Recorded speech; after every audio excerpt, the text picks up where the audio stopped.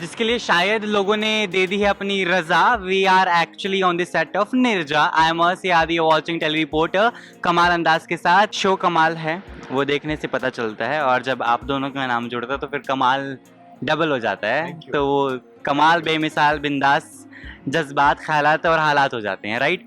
लेकिन क्विकली मैं आपसे जानना चाहता हूँ कि शो की जो स्टोरी है वो किस आधार पर होगी, दर्शक देख रहे हैं और ज़बानी आपकी होगी। कहानी में आपसे सुनना, जानना, पहचानना चाहता हूँ। देखिए, ये एक माँ की कहानी है, माँ और बेटी की कहानी है। एक माँ की जद्दोजहद अपनी बेटी के फ्यूचर को संवारने की। ये कहानी बेस्ड है सोनागाची, जो कलकत्ता का रेड लाइट एरिया है। और जो नियम चला आया है कि जब कोई लड़की पैदा होगी वो उस प्रोफेशन से जुड़ जाएगी।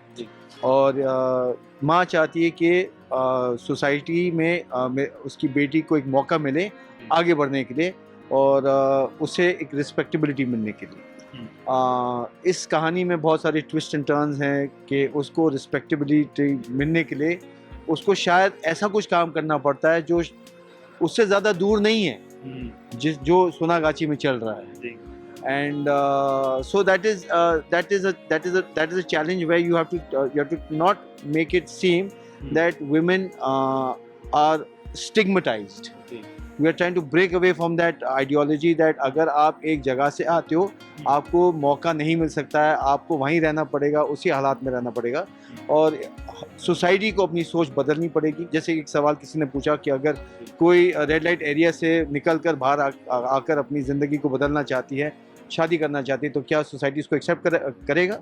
और ये ऑडियंस को सोचना चाहिए इसके बारे में कि चाहे वो कहीं से भी आए, they should be given a chance and everybody deserves a chance. जब भी कुछ नया शुरू होता है तो हम बहुत सारी चीज़ें एक्सपेक्ट करते हैं, और जब नक्की हो जाता है, डन हो जाता है कि इट्स हैपनिंग नाउ, तो पेट की जो बटरफ्लाइज हैं वो उमड़ के हमारे मुंह से बाहर तक आती हैं, हमारे अच्छे शब्दों के साथ और अच्छी विशेस के साथ। जब हम लोगों को बता दें कि yeah we are locked for this show and we are doing it, how is the feel when we say yeah you are doing it and you gonna rock? अपनी जो मेहनत है जो स्क्रीन पर आने वाली है उसकी खुशी तो सबको होती है कि भाई जल्द से जल्द वो स्क्रीन पर आए और लोग उसे सराहें। जो हमने किया है उम्मीद ये रखते हैं कि लोगों को वो काम पसंद आएगा, एंड उसकी एक्साइटमेंट और बढ़ जाती है जब आपको लगता है आपका शो का कंटेंट, उसका मेकिंग, उसका प्लेटफॉर्म इतना बड़ा हो तो सोने पे सुहागा हो जाए। बिल्कुल डे वन से बिल्कुल इस तरह से लग रहा है हमें कि शो करें। एक्चुअली ये शूटिंग करते हुए पहले दिन से, जैसे शुरू में हम जब शूट करते हैं हमें लगता है कि चलो आराम से अभी तो टेलीकास्ट होगा, पर डे वन से लग रहा है कि बस ये तो ऑन एयर है। मतलब सबकी एनर्जी जो है वो इस तरह से कि ये तो ऑन एयर है हमारा शो, और मतलब बहुत ही ज़्यादा उत्सुकता रहती है कि अब नया शो है और हम इंजॉय कर रहे हैं तो हमारी ऑडियंस भी इंजॉय करेगी। सो बहुत ही पॉजिटिविटी है, बहुत अच्छा लग रहा है। आप दोनों के कैरेक्टर की बात करें, जब भी हमें कुछ नया मिलता है, नए किरदार की बात आती है, तो कुछ चेंजेस सर्टेन जो हैं वो समय के हिसाब से या वो शो कहाँ पर बेस्ड है उसके हिसाब से स्लैंग, भाषा, बॉडी लैंग्वेज बहुत कुछ बदलता है।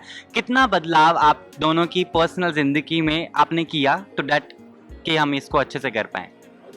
सबसे पहले तो मैं ये कहूँगा कि चेंज मुझे इतना नहीं करना पड़ा क्योंकि मैं बहुत आइडेंटिफाई कर सका जो कैरेक्टर मुझे दिया गया, और मैं उम्मीद करता हूँ क्योंकि मैं इतना आइडेंटिफाई कर पाया इस कैरेक्टर के साथ, वो इतना ही कन्विंसिंगली मैं इस किरदार को निभा पाऊँगा पर्दे पर।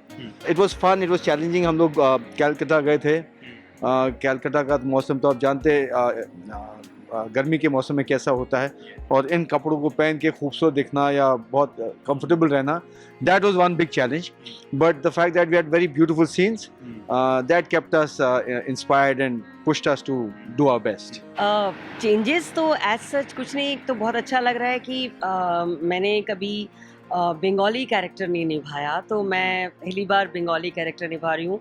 कुछ कुछ बोल भी रही हूँ, उसके लिए कोशिश करती हूँ, प्रैक्टिस करती हूँ, वो सब कर रही हूँ। और बहुत सारी चीज़ें हैं जो पिशिमा में हैं जिनसे मैं मतलब वाकिफ़ हूँ, मतलब मुझे मैं उससे आइडेंटिफाई कर सकती हूँ। और कुछ ऐसी चीज़ें हैं जिनसे मैं नहीं कर सकती, तो उनको खोज रही हूँ कि अगर किसी महिला की सोच ऐसी है कि वो बहुत ही रूढ़िवादी है, बहुत ही संस्कारी है, बहुत ही कायदे नियमों पे चलने वाली है, तो वो उसकी जो सोच को मैं अपनी सोच में ढालने की कोशिश कर रही हूँ, अपने डायलॉग्स को बहुत कन्विंसिंग बनाने की कोशिश कर रही हूँ। तो वहाँ मेरी फ़ाइट होती है थोड़ी सी, क्योंकि मैं भी पूजा पाठ करती हूँ, मैं भी अपने संस्कृति को बहुत मानती हूँ, पर शायद मैं उतनी रूढ़िवादी नहीं हूँ।